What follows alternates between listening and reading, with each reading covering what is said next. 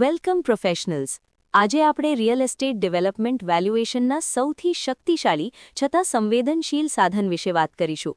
Module 12 residual method for land valuation. Valuation ઇકોસિસ્ટમમાં આ module developers calculator તરીકે ઓળખાય છે. જ્યારે કોઈ ખાલી જમીન કે રીડેવલપમેન્ટ પ્રોજેક્ટનું વેલ્યુએશન કરવાનું હોય ત્યારે તેની કિંમત આસપાસના પ્લોટના આધારે નહીં, પરંતુ તેના પર શું બની શકે છે અને તેમાંથી કેટલો નફો મળી શકે છે તેના આધારે નક્કી થાય છે. એક રિસર્ચરથી સિનિયર વેલ્યુઅરની સફરમાં આ મોડ્યુલ તે શીખવે છે કે કેવી રીતે ફ્યુચર વેલ્યુમાંથી તમામ ખર્ચ અને નફો બાદ કરીને રેઝિડ્યુઅલ લેન્ડ વેલ્યુ સુધી પહોંચી શકાય. માઇન્ડમેપના સેન્ટ્રલ નોડ રેઝિડ્યુઅલ મેથડ અને ડેવલપર્સ પ્રોફિટથી જોડાયેલી પહેલી મુખ્ય બ્રાન્ચ છે GDV, એટલે કે ગ્રોસ ડેવલપમેન્ટ વેલ્યુ. આ તે કુલ રકમ છે જે પ્રોજેક્ટ પૂરો થયા પછી વેચાણ દ્વારા મળશે. અહીં માર્કેટ સેલ્સ કમ્પેરિઝન અને ફ્યુચર પ્રાઇસિંગનો ઉપયોગ કરીને રેવન્યુનો અંદાજ લગાવાય છે. યાદ રાખજો, GDVમાં માત્ર 5%નો વધારો જમીનની કિંમતમાં 20થી 30%નો મોટો ઉછાળો લાવી શકે છે.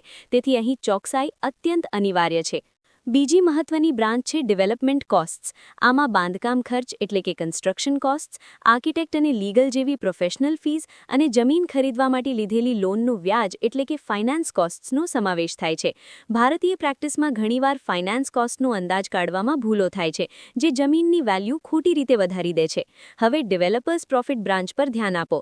ડેવલપર પ્રોજેક્ટનું જે જોખમ લે છે તેના વળતર તરીકે આપણે એક ચોક્કસ નફો બાદ કરીએ છીએ, જે સામાન્ય રીતે GDVના 15થી 25% હોય છે.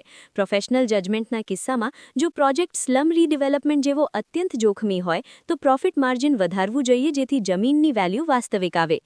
લીગલ સ્ટેન્ડર્ડ્સ મુજબ IVS 105 હેઠળ રેઝિડ્યુઅલ મેથડને આવક કે બજાર અપ્રોચના પેટા પ્રકાર તરીકે જોવામાં આવે છે. RICS રેડબુક VPGA1 આ પદ્ધતિના ઉપયોગ માટે કડક માર્ગદર્શિકા આપે છે. જો તમે કોઈ એવા પ્લોટનું વેલ્યુએશન કરો છો જે કાયદેસર રીતે રિઝર્વ્ડ છે, તો તમારું રેઝિડ્યુઅલ કેલ્ક્યુલેશન શૂન્ય થઈ જશે.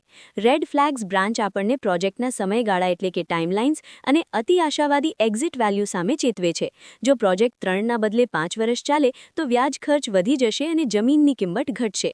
ઓડિટમાં વેલ્યુએશન ડિફેન્ડ કરવા માટે સેન્સિટિવિટી એનાલિસિસ અનિવાર્ય છે, જે દર્શાવે છે કે જો બાંધકામ ખર્ચ 10% વધે તો જમીનની કિંમત કેટલી ઘટશે.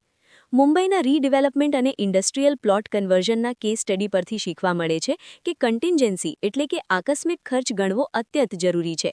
રેઝિડ્યુઅલ મેથડમાં જમીનની કિંમત એ પ્રોજેક્ટની સફળતાનું પરિણામ છે, નહીં કે તેનો પાયો. જ્યારે તમે તમામ ખર્ચ અને વાસ્તવિક પ્રોફિટ માર્જિનને ધ્યાનમાં રાખીને રેઝિડ્યુઅલ શોધો છો, ત્યારે જ તમે એક ડિફેન્સિબલ અને સાચું વેલ્યુએશન આપી શકો છો. શું તમારા રીડેવલપમેન્ટ પ્રોજેક્ટ માટેનું વેલ્યુએશન કરવા માટેનું મદદરૂપ રહેતું એક વિશિષ્ટ રેઝિડ્યુઅલ વેલ્યુએશન સ્પ્રેડશીટ ટેમ્પલેટ જનરેટ કરવું છે?